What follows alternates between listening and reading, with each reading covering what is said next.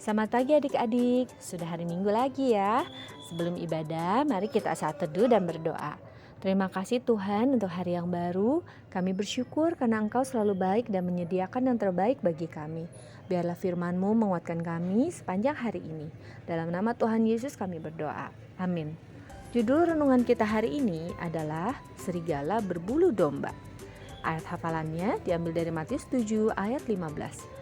Waspadalah terhadap nabi-nabi palsu yang datang kepadamu dengan menyamar seperti domba, tetapi sesungguhnya mereka adalah serigala yang buas. Adik-adik, apakah kamu pernah mendengar kisah anak-anak yang berjudul Serigala Berbulu Domba? Buat kamu yang belum mendengar, kakak ceritakan kembali ya. Kisah ini bermula dari serigala yang sangat senang memangsa domba. Serigala tersebut menemui kesulitan untuk memangsa sekarang karena para gembala semakin waspada dan menjaga domba-dombanya. Serigala yang kelaparan berpikir, bagaimana caranya ya supaya ia bisa memangsa domba tanpa ketahuan oleh gembala.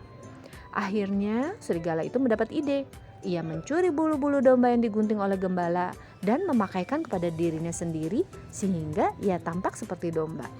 Serigala pun bisa masuk dengan santai ke tempat para domba merumput dan berpura-pura ikut merumput. Saat petang, ia masuk ke kandang domba bersama domba-domba lainnya tanpa sedikit pun dicurigai oleh gembala. Malam harinya, dengan mudah serigala memangsa domba itu, sehingga jumlah dombanya semakin berkurang. Setelah beberapa hari, gembala sadar, wah, kok makin berkurang ini jumlah dombanya. Gembala pun menyelidiki dan mengetahui serigala yang menyamar sebagai domba itu. Gembala menangkap serigala itu dan mengusirnya keluar. Kisah ini akhirnya menjadi sebuah ungkapan atau istilah sampai hari ini yang menggambarkan bahwa penampilan bisa menipu. Orang yang jahat atau segala sesuatu yang jahat bisa saja kelihatan awalnya baik seperti serigala berbulu domba ini. Ternyata Alkitab pun memiliki peringatan yang sama tentang serigala berbulu domba ini. Tuhan Yesus memperingatkan kita bahwa seringkali iblis bekerja dengan mengirimkan nabi-nabi palsu atau pekerjanya menyamar jadi sesuatu yang baik dan tidak mencurigakan. Kalau iblis datang dengan mengerikan seperti di film-film horor, tentu saja kita akan menjauhi atau langsung melawannya. Jadi, iblis jarang memangsa manusia dengan cara menakut-nakuti. Sebaliknya, iblis akan datang dengan cara yang menyenangkan agar kita tertipu.